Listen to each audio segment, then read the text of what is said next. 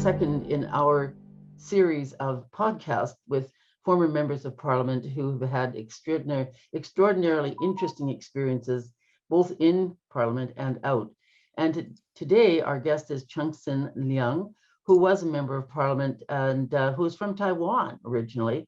And he has some very interesting insights into the way the Chinese think and what's happening and how this all relates to the conflict in Ukraine right now. Good morning, Chungsen.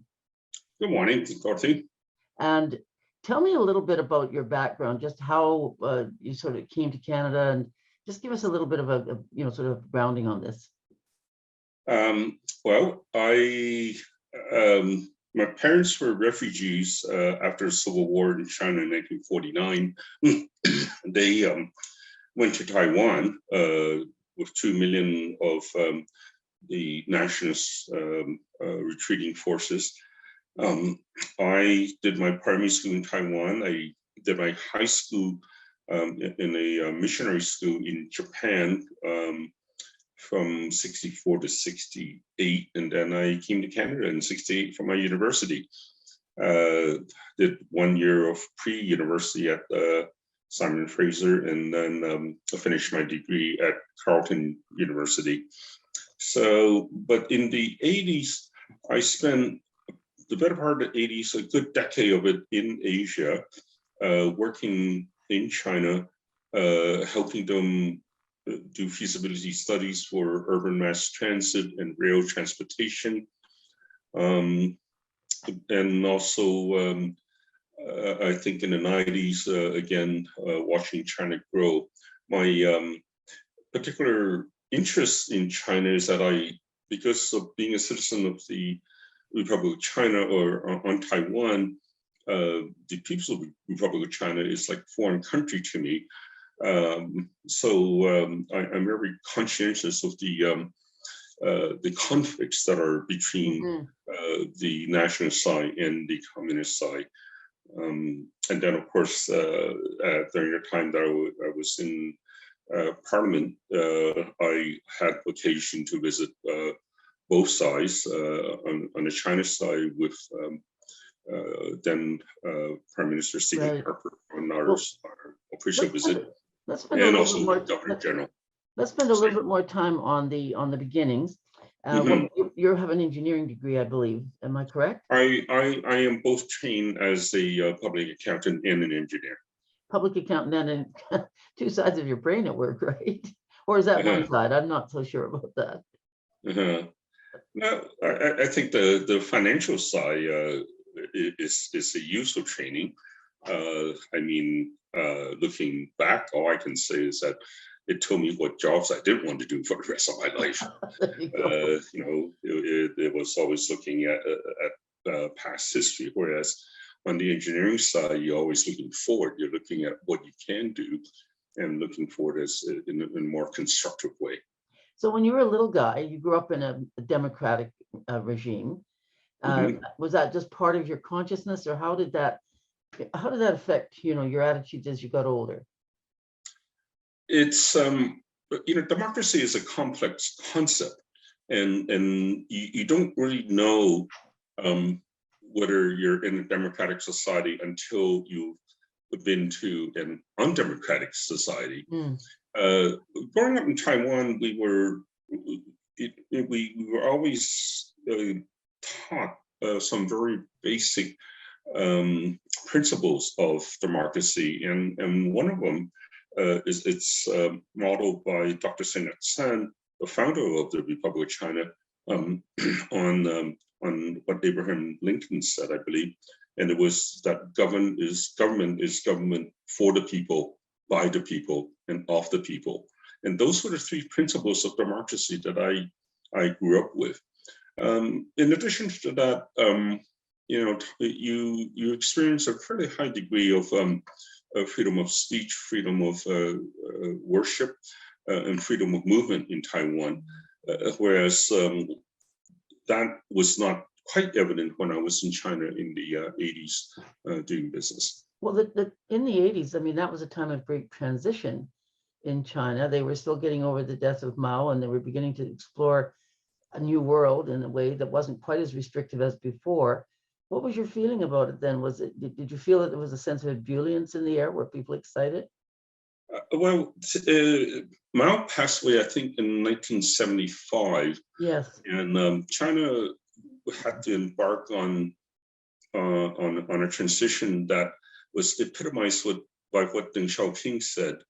Um, he said it doesn't matter whether the cat is black or white as long as it catches mice. So it exemplifies that there's a very practical side to the Chinese thinking, and that practical side subsequently we interpreted as a form of market capitalism within a communist ideology.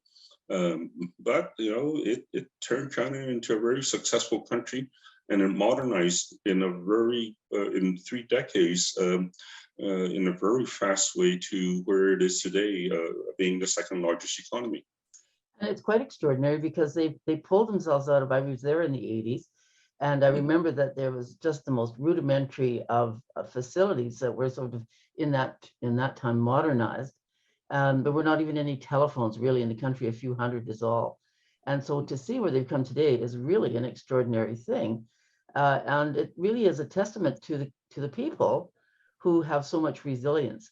So how do you think that affects what how they're doing now? Oh, I mean the operative word here is that Chinese, whether Chinese communism or Chinese form of a capitalist society, it is very practical. It is very practical in that when they started the modernization reform, they realized that they need foreign investment. They realized they need technology transfer. They realized they need the physical presence of a lot of expatriates there.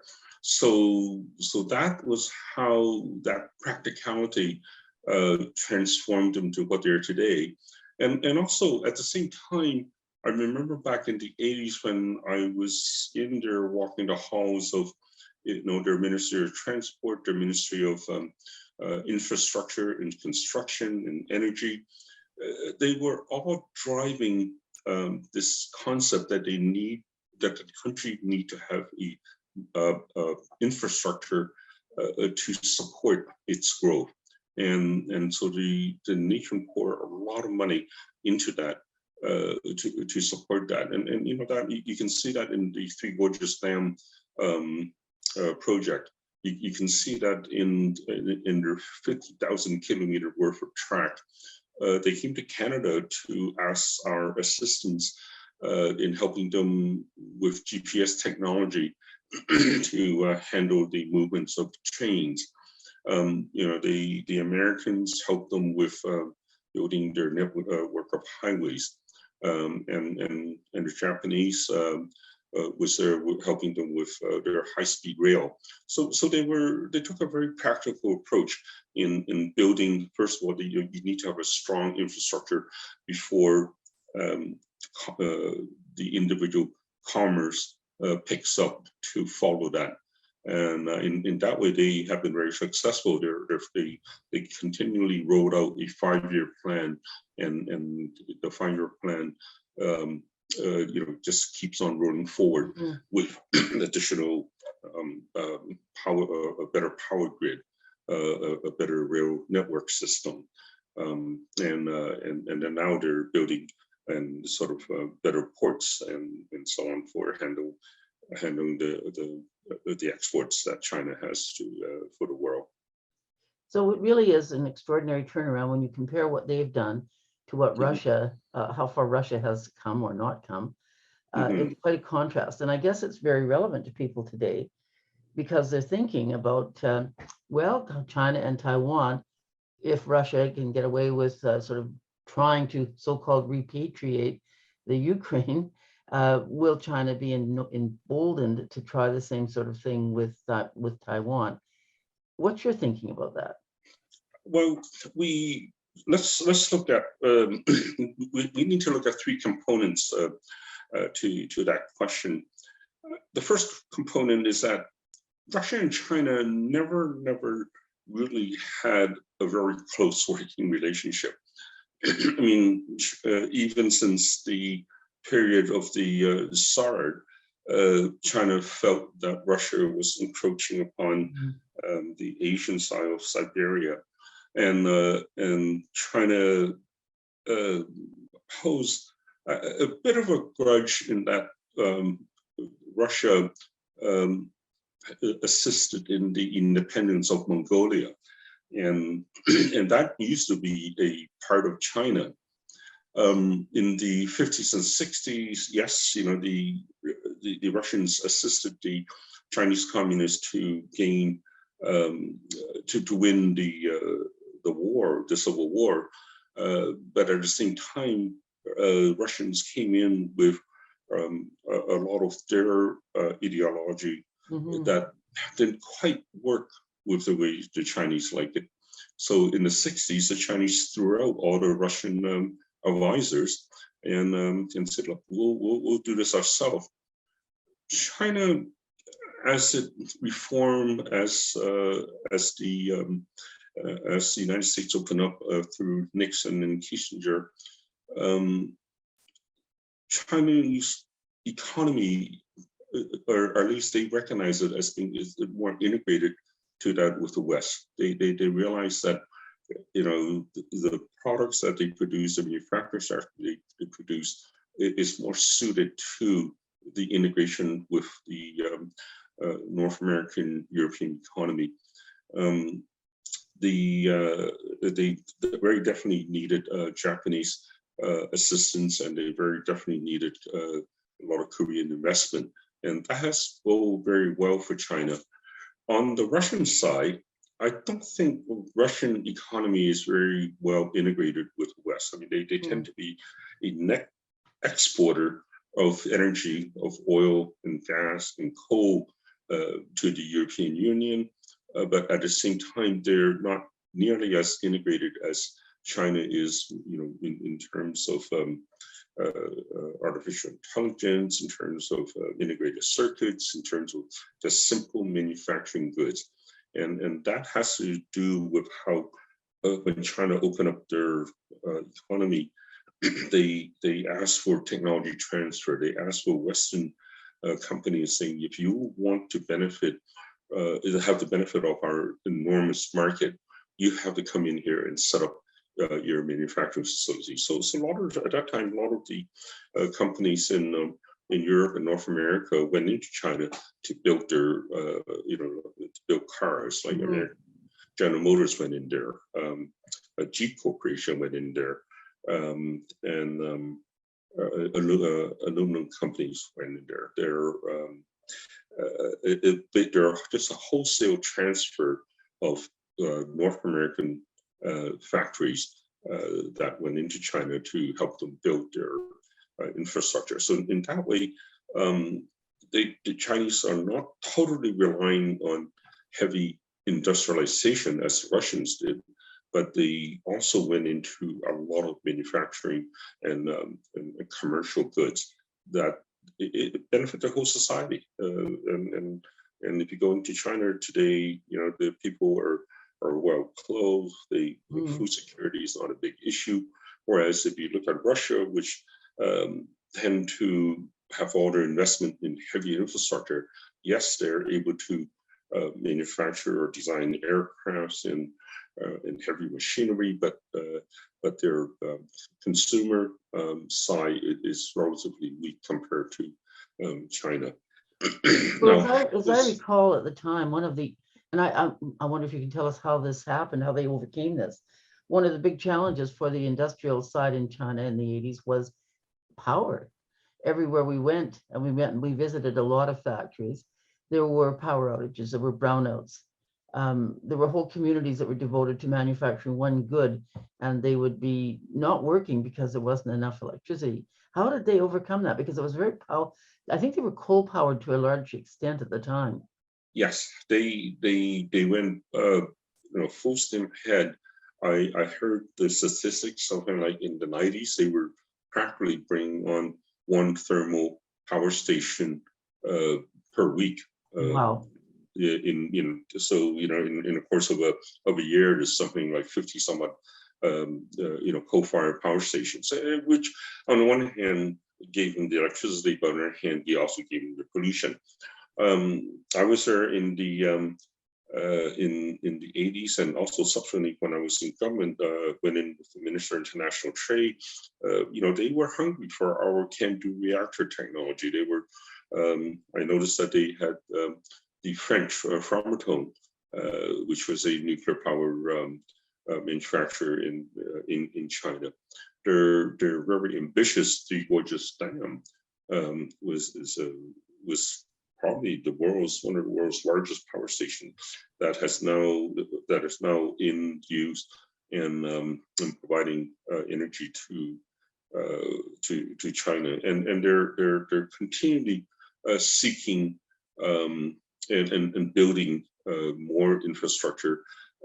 They are a world leader in solar energy, and they're turning their western provinces where there are a continuous sunshine source for that. So they in that aspect, they have look at how the building of infrastructure is important, the building of roads are important, and building of the rail transportation is important to integrate the entire country. So in that way, they have done very well. But the cost is there is a lot of pollution in China, and I think they're also addressing that. Now that they realize that you cannot just barrel along in industrialization and not be concerned about the overall health of the nation, the overall health of your land resources and your river resources. So that aspect of it, they are following very keenly to address the issue, and the way their government operates in a very top-down authoritarian way. They want to plant 1 million trees, they can do it in 1 year, and they did. They tried to arrest the desertification of the losses in northwest China by planting a lot of trees and turning that green. So in that way, they can, in fact.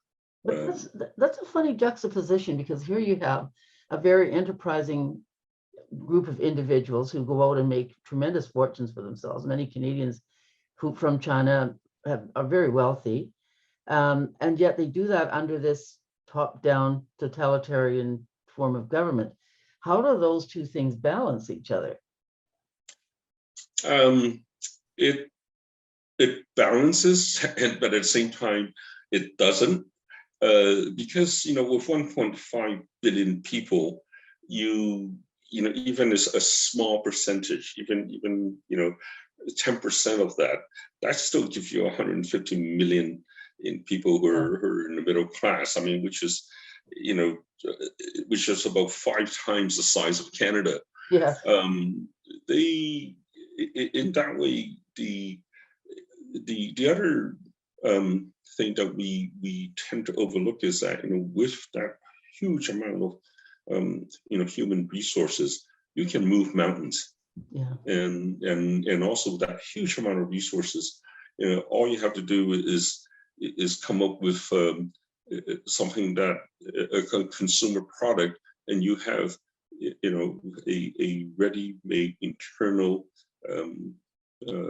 consumer society that can uptake it, so that it is easy for them to barrel along in advances in all areas, whether it's fast food, whether it's food production, whether it's I'm just thinking with simple things like when I was first doing business in China in the 80s, I think there was only one red wine and white wine company in northeast China.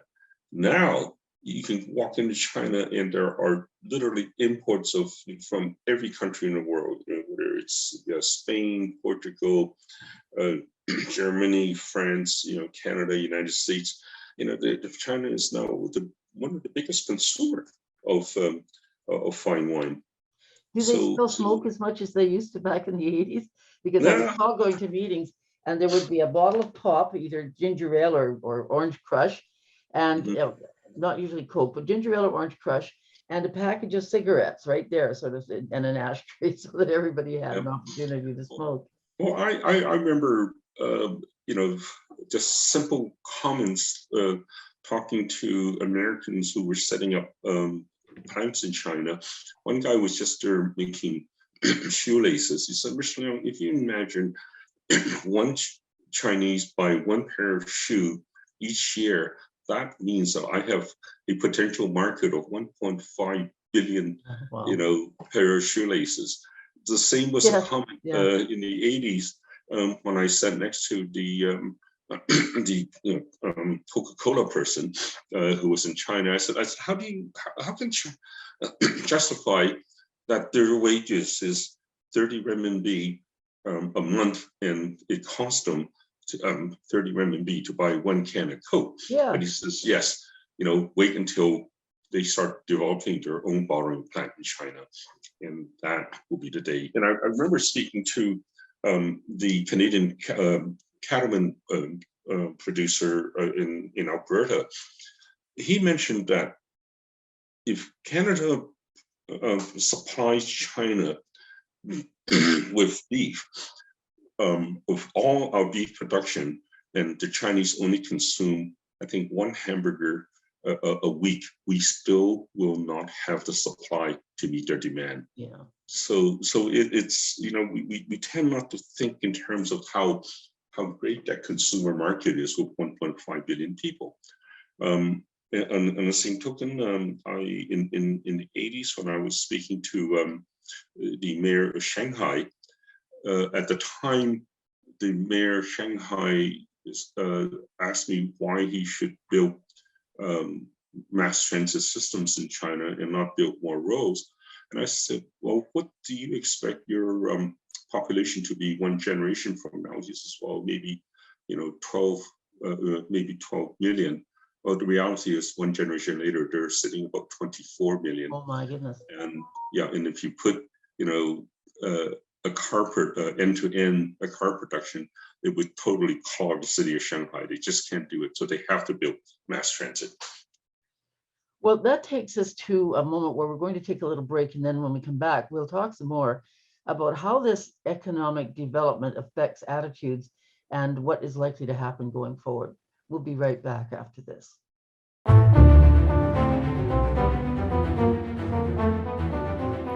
Are you over 55, or maybe you just have an issues kind of mind?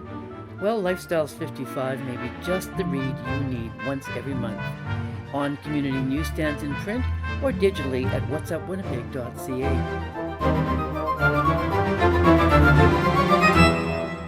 We're back, and we're talking with Chungsen Leung, who is Taiwanese, but Canadian, and a former member of parliament, and also a bit of an expert on China and Chinese people. Obviously, he's Chinese himself, so he has some sense of the sensibility. And what we wanted to do is explore the possibilities now of what will happen. Does China really have its sights on seizing back Taiwan, or is this something that that's going to take time? Because they're long-term thinkers, this might take a long time, and eventually they hope that they'll absorb the country back into place. What do you think, Chungsen? How is that going to, sort of carry forward? That is a 70-year unanswered question. If you look at it from the PRC side, People's Republic of China side, they said under the One China policy, Taiwan is as a province of China. And that is agreed. But on the Taiwan side, the Republic of China, they also agree that Taiwan, under the One China policy, is also a part of China. What the disagreement is on is to what degree of sovereignty that is permitted. And it is not, it is somewhat unlike our relationship with our province of Quebec, that saying, hey, we are a distinct society. Well, you can argue the same in Taiwan, except that distinctness is less because there's no Language ethnic barrier. Yeah. difference. There is practically no linguistics difference other than some dialectic variations. And the thinking of the two governments are pretty close in a lot of ways in terms of economic development, in terms of welfare for the people, with the exception that one is a very democratic government and the other one is a totalitarian government. But in terms of the economics, both sides strive for the same thing. And therein lies the conundrum in that, well, what's going to happen going forward? Well, my humble opinion and practical guess is that it does no good for China to do a military takeover of Taiwan. Because number one, you're destroying an infrastructure that's been built there since the 1950s, and it is an excellent infrastructure with high-speed rail, with airports, with no brownouts, electricity, with garbage disposal, with environmental sustainability. Everything that in the modern world, in the 21st century, that we look for in a city-state is embodied there on Taiwan. So it makes no sense for China to mount a military takeover. Besides, why would they need to do that? Because they can very easily cause Taiwan a lot of grief with an economic blockade. They can do the economic blockade, stopping their shipping lanes come in, or making sure that when their aircraft whether it's commercial or other aircraft that is entering Taiwan airspace, they said, hey, you need to seek the permission of Beijing. So China really does not need a military takeover. And they also recognize the fact that if they do it, and as in the example of Russia invading Ukraine, is that the world, Western democracy would bring in such sanction that it will hurt China a lot more than it hurts Russia. So see, the Russian economy, the Russian relationship with Ukraine is also different in that in 1991, Soviet Russia broke up and actually allowed Ukraine to be independent. Yeah. And now they're going to take it back. So yes, they're going to meet a lot of resistance in that. In the Taiwan case, I think the best diplomatic term to describe it and how the West has reacted to Taiwan is this strategic ambiguity. Strategic in that Taiwan is important for the defense of the Western Pacific. It lies in shipping lane between North America to Southeast Asia and South Asia and onwards to through the Indian Ocean to the Suez Canal. In that way, it is strategic, but in the ambiguity is that you have to understand that neither China or Taiwan were at the table on the UN signing in San Francisco of the cessation of war. I mean, it was only at that time that the United Nations in San Francisco says all that territory that was formerly held by Japan as a colony will return to China. Mm-hmm. But they weren't clear whether it is the Republic of China or whether it is the People's Republic of China. So therefore you have this ambiguity as to, well, how do we move forward? I think moving forward has to do a lot with economic benefits. I mean, Taiwan is one of the largest foreign investors in China. So why would China disrupt that? and at the same time, Taiwan needs China as an export market for a lot of its product. So these are the ironies that we're faced with today. It's like yes, we're good neighbors, but we have our differences, and we haven't quite solved what those Yeah. differences are.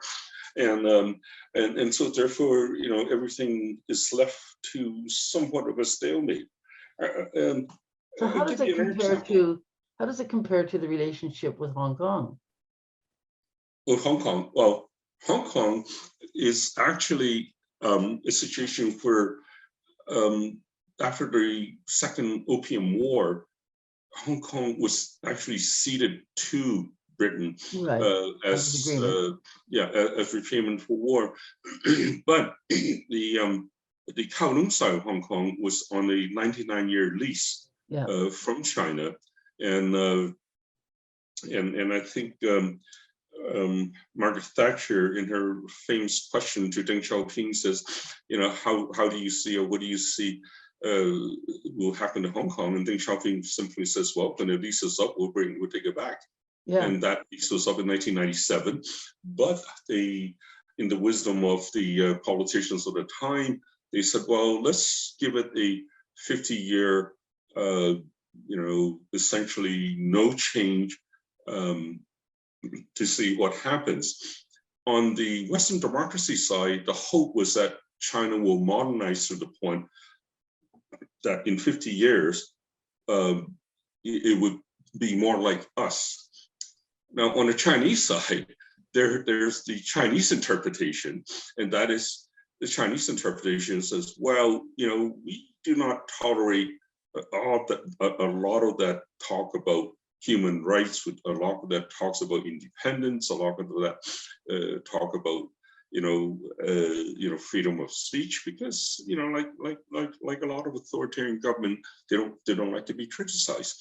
So therein lies the situation we have today, where you have people who have lived in Hong Kong, who have enjoyed practically a very free society, freedom of speech, freedom of religion, and then all of a sudden you have the national security law of China being imposed upon them to say that, well, wait a minute, you cannot criticize us, and we'll let you carry on business, but you cannot criticize us. So therein lies the conflict, and therein lies you can also say that the struggle between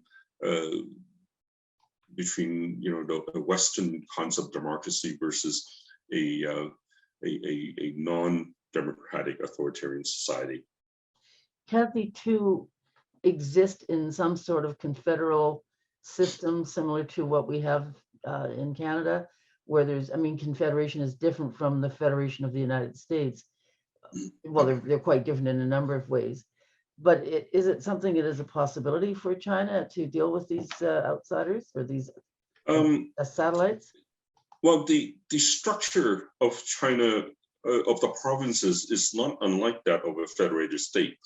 I mean, there are, I think, 36 provinces and then there are certain city-states like Beijing is, Chungsen is, and Shanghai is.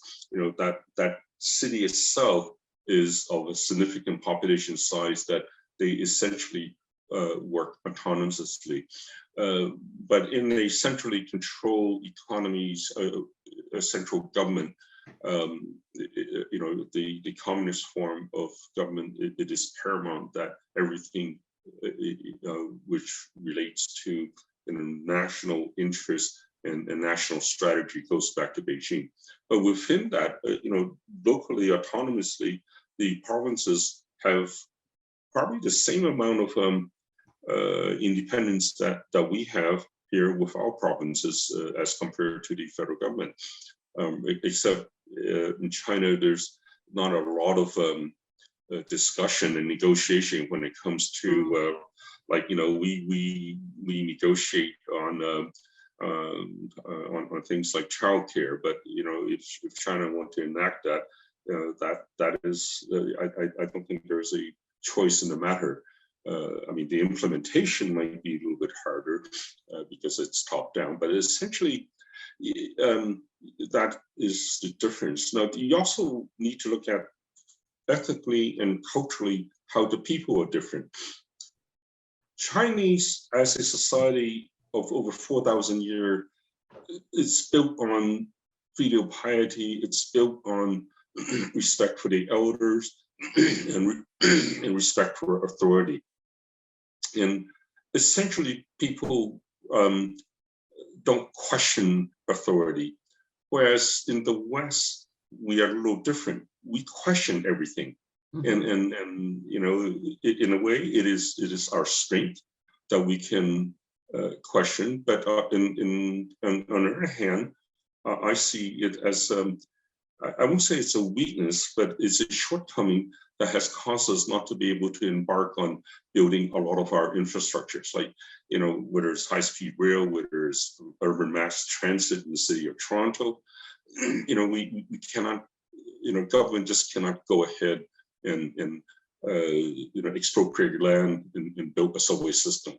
So therein, culturally and ethically, you know, the people and how they look at authority determines how the two countries are different today. So if we look at, and I can certainly understand that, but so we look at a very authoritarian government, but it occurs to me, how do they come up with ideas and make things work in a way that bureaucracy must be very powerful? Yes, bureaucracy is very powerful, and it's powerful in two ways. On the one hand, the bureaucrats who go through China go through the old imperial. It's like what it is like an old imperial system.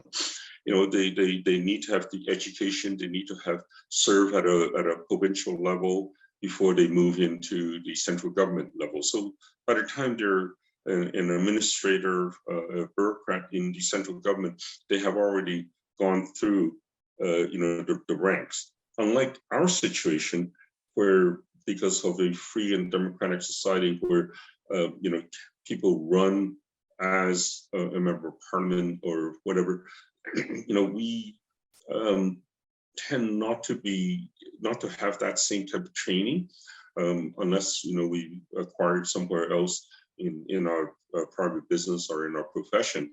So our people come in and we rely on the civil service to run our country, whereas China, they integrate their civil service with their politicians, so that by the politicians, like you know, I think you know, the current President Xi Jinping was trained as an economist. The premier was trained as an engineer. So it's a slightly different orientation in how they reach the ranks of a senior position and how they govern and administer the country. That's a bit historic, though, as well, isn't it? I mean, the Mandarin society was really always very powerful in China.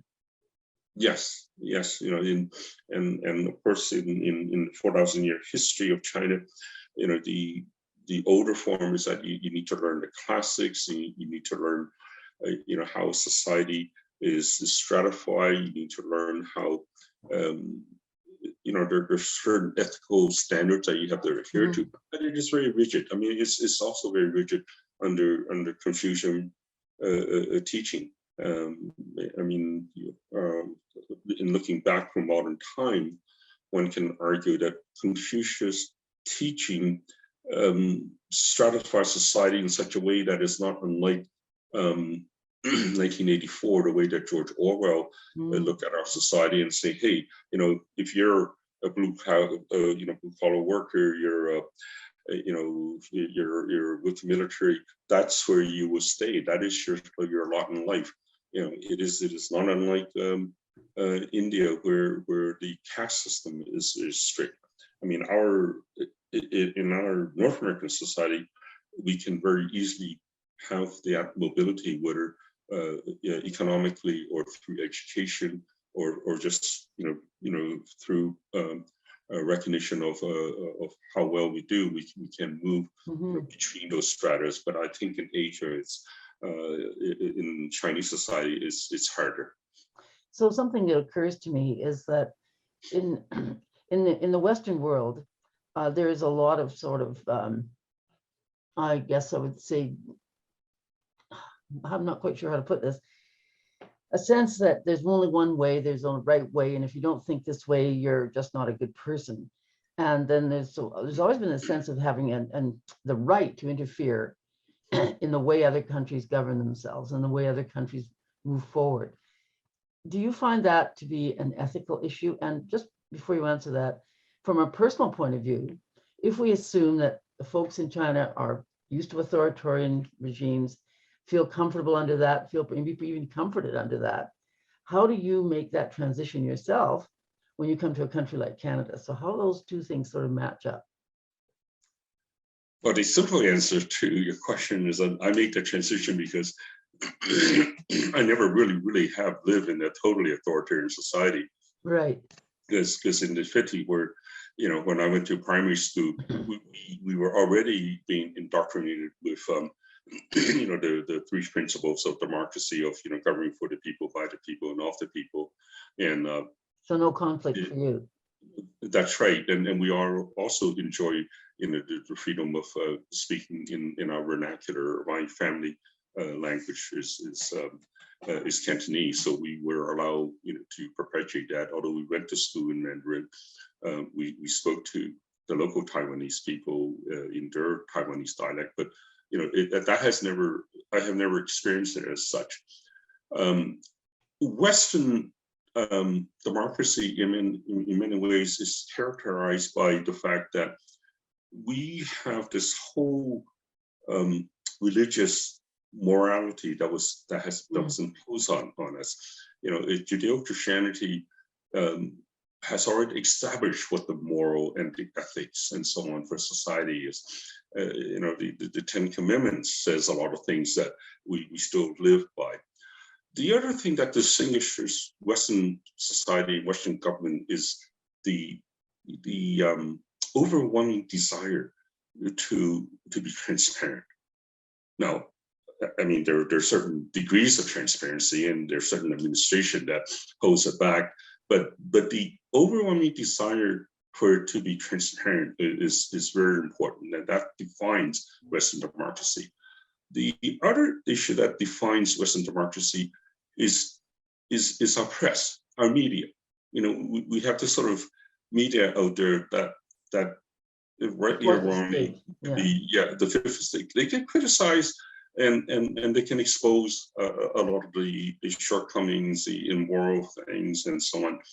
And so that, we fall back into this concept of what John Stuart Mill says, we are always striving to achieve the greatest good for the greatest number, philosophically. And that's what defines our Western democracy. In Asian forms of government, and there are some that are democratic, take a look at Singapore. In Singapore, it is authoritarian, but it's authoritarian with a velvet glove. You're still looking after the greatest good for the greatest number, but it tends more to be a top-down type. If I think this is good for you, then this is how you should do it. Sometimes you can argue saying, well, hey, do I not have any choice? But at the same time, in Singapore, it is not so authoritarian that you have no choice. And it wasn't like China's one-child policy and saying, well, look, this is the only way that we can, run this nation to keep our population under control, is to have a one-child policy. Well, looking back now, they see the errors and the misguided ways of it. So now they're opening up. But keep in mind at the same time that when China implemented the one-child policy, it didn't affect the 56 minority groups that exist in China. They were not under the same type of rule. In many ways, it didn't affect people who have a single child in a rural agrarian economy. So to say that they were totally authoritarian, that is not correct. So there were a little latitude for people to sort of branch out. But there are other things that that it doesn't quite work in China, is that there's still this assignment of jobs. You know, you need to look for where you want to work, and you get assigned to that job, and that in a way, a centrally planned economy does not work as efficiently as a total free market economy like we have in the West. So really, when you come right down to it, there's no one way. And maybe my sense is that sometimes we interfere a little bit too much. Yeah, well, yes. And that Yeah. morality is, But if you have, really good leaders, leaders that have a forward vision, like the way the French Revolution has it, and you have the philosopher King. yeah. You could in fact have a very effective and well-oiled, well-administered country. I think the current prime minister's father wanted to be one of those philosopher kings, and had a vision for how this country should be run. But perhaps it wasn't carried forward all the way. Oh, well, yes. Yeah. Maybe he's too young. So that takes us all the way back to the very beginning, where we said, if we look at the conflict in Russia and China, or in the Ukraine, is something like that likely to be repeated in China? And you're saying you don't think so. I don't think so. And we also question, and it's obvious now that China is not prepared to, although to take a stand on Russia's invasion of Ukraine. Mm-hmm. Ukraine and Russia were both very major trading partners with China, and I think the Chinese administration, the Chinese Communist Party, understands full well that if they side with the Russians in this particular conflict, they might bring the wrath of Western economic sanctions that they do not want. And at the same time, China has supposedly a non-aggression policy. Like they will not knowingly go and invade another country. So far, I mean, that's not been their history, has it? Yeah, it has not been their history. They're not a colonial power, although there are border skirmishes with India, with Vietnam in the past. But they haven't went and actually fought a war outside of the borders of China. They haven't gone into Africa, although invade. Although they are using economic. Colonialism, if you want to use a word, they want to secure for themselves, food security, mineral security, energy security, by going in and investing quite heavily in these countries that can supply them with that. And I think that might be one of the things that makes people feel a little threatened and concerned. But if they understand that this isn't necessarily a takeover bid, it's just I want to be sure I've got enough money and food and supply, perhaps that can reduce some of the fear, because fear seems to be what leads people into these conflicts. Yes, that's right. I mean, we also need to look at the Belt and Road Initiative. I mean, their Belt and Road Initiative is also their attempt to link Western Europe through the Middle East countries, and through the five. The Pakistan, Tajikistan, Uzbekistan, Turkmenistan with China. They see the need in that, and that also stems from history. when the Mongolians, when they were controlling China, they were able to use that land bridge to trade or to conquer all the way to present-day Hungary, and have that influence there. They realized that in the Western Pacific, or in the Pacific side, they are they're playing catch up with Japan and Korea, Taiwan, that controls that north-south link to the markets of the West Coast. But all we have to do is look at the container shipping that goes from Shanghai and Tianjin port to North America. And this is one of their major trade routes. But they're thinking that the opening up the eastern trade route will also allow them that expansion, for, I would say, economic dominance in that area.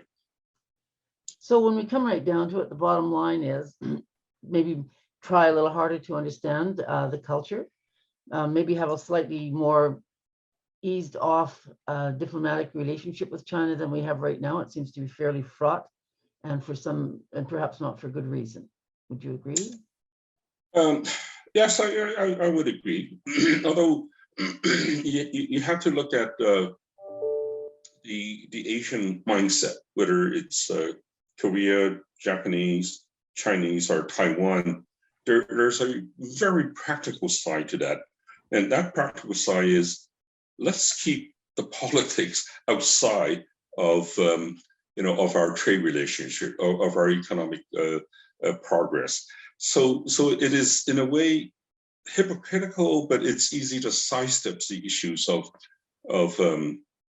human rights, sidestep the issues of theft of intellectual property, sidestep any other conflicts we have over the military, military airspace and so on. But the practical side is that those things, we understand are issues. They will take a lot of talking. If we cannot solve it in this generation, we have the next generation and the next generation. But in the meantime, don't let that impede us doing business. That is the very practical fact of life when it comes to the Chinese. Business above all else. And well, I want to thank you very much, Chungsen. I think this is just the beginning of a longer conversation.